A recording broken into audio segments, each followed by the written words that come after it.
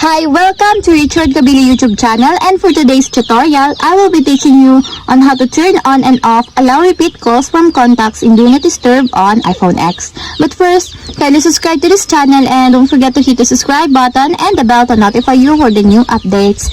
And let's start. Using your iPhone X from your home screen, first, go to Settings. Then in the Settings, scroll down and click the Focus. Then in the focus, choose the Do Not Disturb.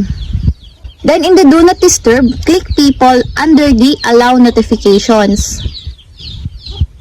Then in the Notifications, scroll down and go to Allow Repeated Calls, and as you will see, there's a switch button on the right side of it. Then all you have to do is just turn it on to enable. And your Allow Repeated Calls is now enabled. And if you want to turn it off, just press again the switch button to disable.